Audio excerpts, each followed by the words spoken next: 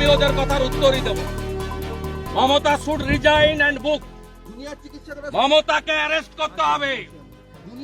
এখানে মমতা ব্যানার্জির কথা ছাড়া পাতা নড়ে না। সব ল্যাম্পপোস্ট মমতাকে অ্যারেস্ট করতে হবে, কোনো কথা নেই। বিধানসভা বন্ধ, তাই এখানে নেমেছি। আমরা ছাড়বো না। আমরা এখানে এসেছিলাম, স্পেশাল সেক্রেটারি আমাদের সঙ্গে কথা বলেছেন। তারা আমরা বলেছিলাম যে আপনাকে 13ই ডিসেম্বর কর্ণাটক সরকার জানিয়েছে, আপনি কেন ব্যবস্থা নেননি? আমাদের স্পেশাল সেক্রেটারি বললেন আমাদের অনেকগুলো অভিযোগ ছিল, দাবি ছিল। তিনি প্রথমত আমাদের দাবি আমরা বলিনি, আমরা বলেছিলাম স্টেট গভর্নমেন্টের হাইয়েস্ট চেয়ারের উপরে অ্যালিগেশন। আপনারা যে ইনভেস্টিগেশন করছেন, সিআইডি কে পাঠিয়েছেন আরজি করের মতো, এখানেও এভিডেন্স ডিস্ট্রয় করার জন্য পাঠিয়েছেন। এটা হেলথ কনকারেন্ট লিস্টে আছে। ড্রাগ কন্ট্রোল অথরিটির প্রতিনিধি এবং স্টেট গভর্নমেন্টের প্রতিনিধি থাকবে। আপনাদের মুখ্যমন্ত্রীকে বলুন, চিফ জাস্টিসকে, মুখ্য সচিবকে লিখতে, যাতে তারা একটা সিটিং জাজ প্রোভাইড করেন। আর সিআইডি যদি থাকে, ভারত সরকারকে লিখতে বলুন, সিবিআই যাতে তার অফিসার দেয়, সিট বানান। সিআইডি, সিবিআই, সেন্ট্রাল গভর্নমেন্টের ড্রাগ কন্ট্রোলের প্রতিনিধি, আপনাদের যারা এসএমআইএস তার প্রতিনিধি হেলথের, এবং এটা লিড করুক একজন সিটিং জাজ। তার জন্য অনারেবল চিফ জাস্টিস ক্যালকাটা হাইকোর্টকে চিফ সেক্রেটারি লিখুক যে এই যদি স্টকে থাকে দেবেন না। উত্তর দিতে পারেনি। এবং আমরা বলেছি দুটো বাচ্চা আছে, প্রসূতি মাকে মমতা ব্যানার্জির জন্য মারা গেছে, আপনারা দায়ী। আপনারা 50 লক্ষ টাকা দিন, চাকরি দিন ওই বাড়ির লোককে, দুটো বাচ্চার দায়িত্ব নিতে হবে। 3 জনের কথা আমরা জিজ্ঞেস করেছি, প্রথমে বললো ক্রিটিক্যাল, পরে বললো আন্ডার ট্রিটমেন্ট। আমরা জানি 3 জন মাই সিরিয়াস। সবচেয়ে বড় যে ক্ষমার অযোগ্য অপরাধ, গত 1 মাস ধরে এই স্যালাইন যাদের যাদের গায়ে দিয়েছে তাদের কিডনি ভবিষ্যতে নষ্ট হতে পারে। ডাক্তাররা বলছে, এক্সপার্টরা বলছে, আমি বলছি না। আমরা তালিকা চেয়েছি, তালিকা প্রকাশ করে তাদের চিকিৎসার দায়িত্ব নিতে হবে। নইলে 6 মাস পরে বলবেন সুগার ছিল তাই কিডনি ফেল করেছে, ক্রিয়েটিনিন বেশি বলে কিডনি ফেল করেছে। এগুলো শুনবো না।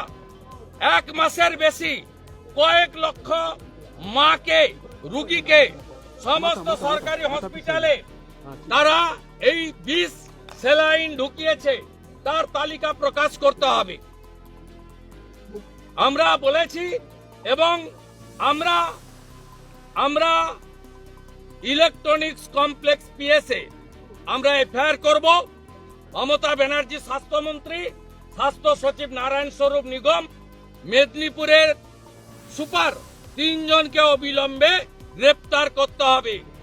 এবং 1 মাস ধরে কাকে কাকে এই বিষ স্যালাইন দিয়েছেন, আপনার কাছে মেডিসিনেরও যেমন স্টক রেজিস্টার আছে, রুগীরও রেজিস্টার আছে।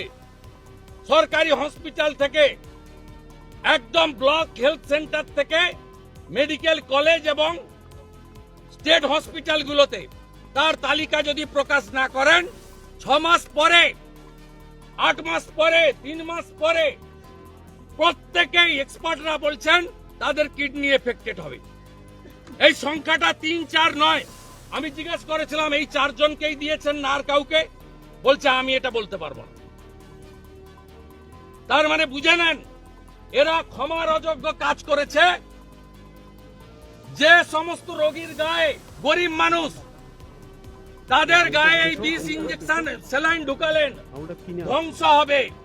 এরা ধ্বংস হবে মানুষের অভিশাপে। 3 জন এসএসকেমে ভর্তি আছে, তাদের কিডনি ড্যামেজ আছে। সারা বাংলা জুড়ে লক্ষ লক্ষ মানুষকে এই স্যালাইন দেওয়ার পরে আজকে তাদের শারীরিক অবস্থা খারাপ।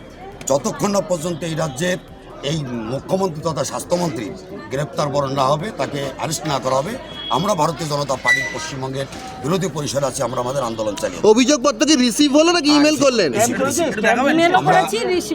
আমি দেখেছি এইমাত্র আমাদের লিডার অফ অপোজিশন শুভেন্দু দা ছিলেন, আমাদের একাধিক বিধায়করা ছিলেন। যতক্ষণ না পর্যন্ত মুখ্যমন্ত্রী এবং স্বাস্থ্যমন্ত্রী তারা অ্যারেস্ট না হবে, আমরা আন্দোলন চালিয়ে যাব। লক্ষ লক্ষ লোক এখনও রোগী, প্রসূতি মায়েরা স্যালাইন, ডেট এক্সপায়ার্ড স্যালাইন যেগুলো হয়েছে, অনেক অসুস্থ আছে, অনেকের কিডনি ড্যামেজ হয়েছে। একজন প্রসূতি মারা যাওয়ার পরে তার 2টো বাচ্চা সন্তান আছে, অত্যন্ত গরিব মানুষ। আমরা ডিমান্ড করেছি মিনিমাম 50 লক্ষ টাকা সে পরিবারকে দিতে হবে এবং সেই পরিবারের যিনি গৃহকর্তা আছে তাকে একটা চতুর্থ শ্রেণীর ডি গ্রুপে তাকে একটা চাকরির ব্যবস্থায় রাজ্য সরকার বলছি গত সুরেন্দ্র অধিকারী নাটক করতে গেছিলেন। আমরা আবার বলছি, এই যে মেদিনীপুর প্রসূতির মৃত্যু অত্যন্ত দুর্ভাগ্যজনক ঘটনা, নিন্দনীয় ঘটনা। সতর্ক হতে হবে, যদি স্যালাইনে কোথাও কোনো গণ্ডগোল থাকে, কিভাবে এলো, কেন এলো, তদন্ত ব্যবস্থা যা যা হওয়ার হোক। পাশাপাশি একটা বড় গাফিলতি ওখানে পাওয়া যাচ্ছে, আমাদের একাধিক সূত্র থেকে এসছে, যে সিনিয়র ডক্টরদের ওই ওটি করার কথা, সিজার করার কথা, যার অ্যানাস্থেশিয়া দেওয়ার কথা, তারা এই 4 জন সিনিয়র ছিলেন না, কাঁচা হাতে করা হয়েছে।